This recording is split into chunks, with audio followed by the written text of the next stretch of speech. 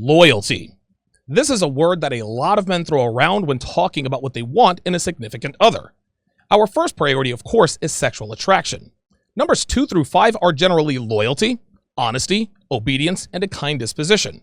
Yes, there are different men who have different requirements, but by and large, these are the same things men want in a woman if he's going to decide to pursue her for a long-term relationship. But something I've noticed lately has really shocked me when it comes to the requirements that women say they want in a man. Now, we all know that women have unrealistic expectations of men. They want a guy with a 7-figure bank account, 6-pack abs, 5 cars, 4 houses, 3 vacation homes, a 2-foot sausage, and a partridge in a pear tree. Then they want all of that wrapped in a package that stands 6'3", with perfect teeth, movie star looks, who's funny, kind, gentle, smart, a genius, a bad boy, who loves his mother, hates other men, loves rom-coms, hates sports, and loves her more than life itself. Now, this mythical man obviously doesn't exist, but when women get what they believe is the perfect guy, the one thing they don't require of him is loyalty. And the reason for this is that women know that the top 20% of men who check off all the boxes will have women throwing themselves at him left and right. Wives of professional athletes know their husbands are hooking up with women every day and night when they're on the road. But they understand that loyalty is not a characteristic they're going to get. Loyalty isn't even something they want. They need constant validation that the man they've chosen is sexually attractive and wanted by other women. And even though they are always hurt when they learn about their husbands or boyfriends philandering, deep down inside, it turns them on because their feminine hard drive tells them, okay, he cheated again and it sucks, but he's still attractive to other women. I've made the right choice. Listen, women can say whatever they want, but they do not want, nor do they need loyalty. What they need is the illusion of loyalty. Women don't actually want their men to cheat, but they want to know that they could if they wanted to. They will attempt to shame men for not being loyal, just like they shamed Michael Schiavo back in 2005 for dating another woman, even though his wife Terry Schiavo had been a vegetable since 1990. I was living in Florida when this happened, and I heard about this saga every day. The world tells men that even if your wife is brain dead for a decade and a half, it is wrong to have your needs met with another woman because that is disloyal. Yet, when a wife divorces her husband who is stricken with cancer, they're met with praise and adulation. Then turn around and bash John Edwards for hooking up with Rael Hunter while his wife Elizabeth had cancer. That whole scandal cost Edwards a chance to make a serious run for president. And yes, I was living in North Carolina when this happened as well. Anyway, women say they want loyalty and say they need it, but they show that they clearly do not want loyalty. Would you like to know why? Because here in 2020, the more sexually loyal a man is to a woman, the less sexually loyal she is to him. Yes, this is messed up, but this is what feminism has done to the dating market. Gentlemen, women have no loyalty. They have no sense of fairness. They have no sense of justice, and they have very little morality. Now, part of this is for survival. Women are the physically smaller and physically weaker sex, and for that reason, their biological hard drives don't allow them to be loyal to anything but themselves and their offspring. Men, on the other hand, we have an incredible sense of fairness. You scratch my back, I scratch yours. If you help me out, I'll help you out. As men, we are fiercely loyal, oftentimes to a fault, and a lot of times that gets us into trouble. We hear stories every day about men who are loyal to women who end up getting burned because they never realize that just because you're loyal to a female does not mean that she is going to be loyal to you. It takes a while to figure this out, but eventually we do. Some men take a little longer than others. Some never figure it out. Which brings me to today's Reddit post. And a big thanks goes out to Pimped Out Geese for submitting this one because, guys, this one is cringe-worthy. There will be a lot of face palms and shaking of heads in this one.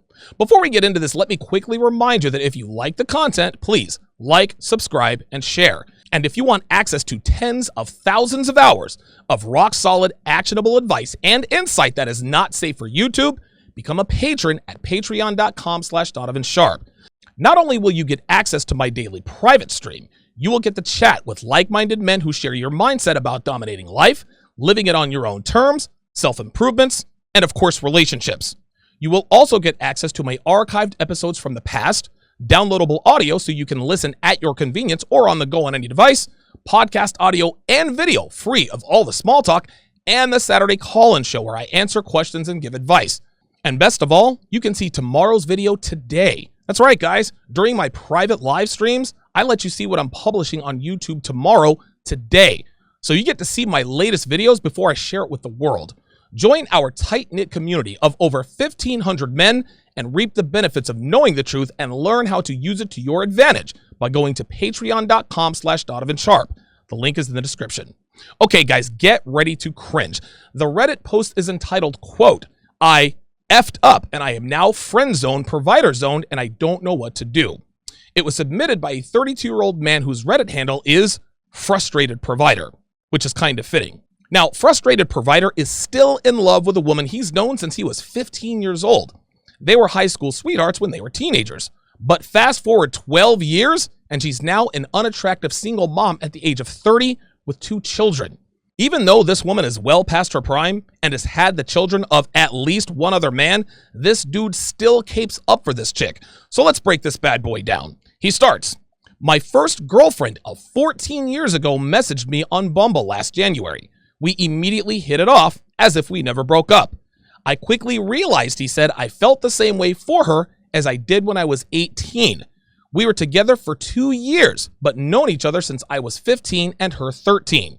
She told me she also felt the same way for me and was the first to say, 'I love you.' A month into reuniting," he continues, "we were seeing each other constantly and spending the whole weekends at my house, hooking up at least a few weekends a month.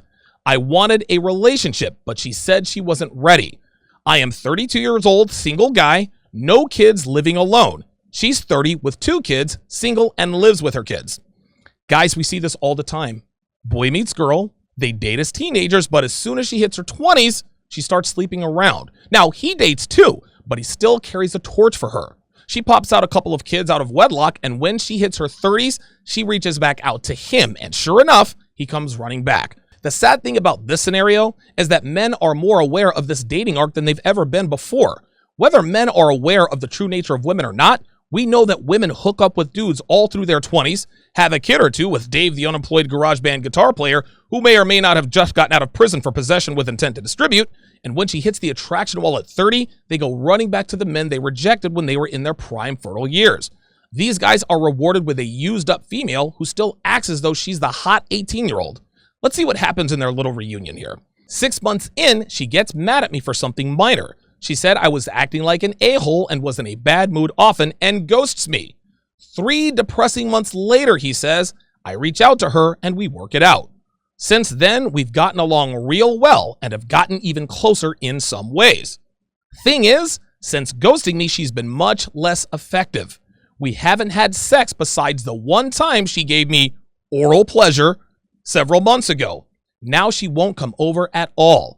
I asked her about this and she said she no longer wants casual bedroom fun and that she also doesn't want a relationship.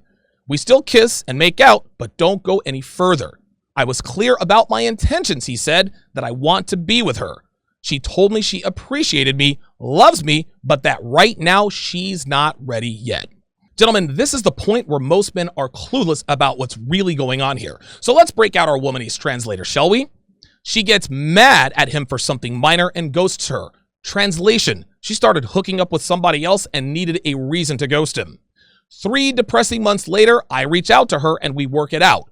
Translation, she wanted to be in a relationship with her ex-boyfriend Dave, slept with him for 3 months before realizing that she was the side chick because Dave also had a girlfriend. So when Frustrated Provider reached out, she grabbed that olive branch. We haven't had sex. She no longer wants casual sex and doesn't want a relationship. Translation, she's not aroused by him anymore. We still kiss and make out, but she doesn't come over anymore. She told me she loves and appreciates me, but right now she's not ready. Translation, she's using him for all of her non-sexual needs while trying to get Dave to dump his girlfriend for her. Dude, the writing is on the wall. She said she doesn't want sex and doesn't want a relationship. But this idiot is still confused as to what's happening. She didn't even give him the I want a relationship before sex line. Nope. She told him flat out, I don't want a relationship or sex. Let's continue. The thing is, I have this feeling that she's just not wanting to take me seriously, as if she just downright doesn't want to be with me in that way now or later. I also feel that she's seeing someone else. I'm not sure why I feel this way, he says, but I do and I can't shake it. On Valentine's, I took time off from work during the day, took her out, gave her a bunch of flowers and a necklace. Since then, I've barely even heard from her, besides 1 or 2 were to text, and then she will quit responding mid-conversation. Funny thing is, she said she couldn't go out for the evening because of the kids. But that day she texted me later on saying she's out to dinner with a friend and then didn't hear from her again for a day. It feels like I put a lot of effort to see her and she doesn't at all. Of course she doesn't see the effort you put in. Women rarely do. I had a consultation client a while back who was dating a woman and he helped her start a business. He invested thousands of dollars and hundreds of hours to get this thing off the ground. Not only did she not want to be around him at night because she was stressed out, this chick had the gall to say to him in an argument, "What do you think your worth is to the company you started for me? 10, 15 bucks an hour?" The more you do for women, the less they see the effort. Again, this is completely backwards and jacked up, but guys, this is 2020. This is what we're up against. You can either adjust or get got. Then he says, "I think she might be seeing someone else." Yeah, you think? She let him pick her up in a limo, take her to prom, pour her some punch, dance with her all night long, take their cute little prom pictures, then told you to drop her off at the hotel for a train with Dave and Kevin. It is beyond me that dudes bury their heads in the sand when the truth is staring them right in the face. I took her out and gave her flowers and a necklace, but she was at dinner with a friend and didn't text or call for a day and a half. Whether you're aware of the way women really are or not, dudes like this deserve to get used, man. Let's continue. Last Christmas, he continues, she calls me crying because she couldn't buy her kids gifts for Christmas. I was heartbroken for her, so I let her borrow $500. Oh man. She was also having a hard time paying for rent and was behind 2 months and was getting threatened to be evicted. Being the provider I am, he says, I said, "Don't worry, I'll let you borrow the money," and gave her another $1,500. The other day, she couldn't pay for a car rental after totaling her car. I let her borrow another $200. She said she would pay me back the $200 the same day after getting paid and never did. She totaled her car. She's getting a check for a new car and said she'd pay me back when she got it. That was a month ago. Initially, she said she would pay me back, and I haven't heard anything about it since. She just quit her job last week, so now won't have any income for some time. Honestly, he says, it sucks to lose that much money, but I don't even care about the money. If we were together, I probably would have just let her have it. What I care about is being taken as a fool. I don't feel bad about helping her, he says. I would do it for anyone I love, but I also wouldn't be paying her rent if she's seeing someone else. Guys, I was in this very predicament myself, and I talked about it in 2018 at the 21 convention. Take a look and listen. When I say the words, "You can't turn a into a housewife," and Captain Save, oh yeah, this is that story. I'm not going to get way into this, but I rented this woman a 3-bedroom, 2-bathroom house. I put the electricity in my name. I put the cable in my name. Oh yes, yes, shake your heads, guys. I used to be that guy. I paid for everything. What did she do? Well, she was her ex-con baby daddy behind my back. That was the plan. Her sister told me the plan. Baby daddy was getting out of prison. She didn't have the credit or the money to get a place for them. That's where Donovan came in. And because I have a thing for Hispanic girls, I took the bait hook, line, and sinker. This woman took full advantage of me. And the way I found out about it was interesting. I went to jail for a week, and I could have bonded myself out rather easily. The only problem was I had just paid her rent, her cable, electricity. So I sat in jail for a week on account of a woman who was somebody else. Let that sit for a while, guys. I'm in jail. Now, don't get me wrong, this was my fault. I'm not going to pretend that I'm innocent here. But I'm in jail for a week longer than I should have been because my money is tied up with this. How did I find out, you ask? So the day I get out, she says, "Donovan, I'm so glad you're out of jail." I'm glad too. Come over and spend the night. Oh shit. I'm going to get this girl. Finally, Captain Save found his Lois Lane. I get into her bed. This is how messy this girl was. I get into her bed and I smell a man's cologne.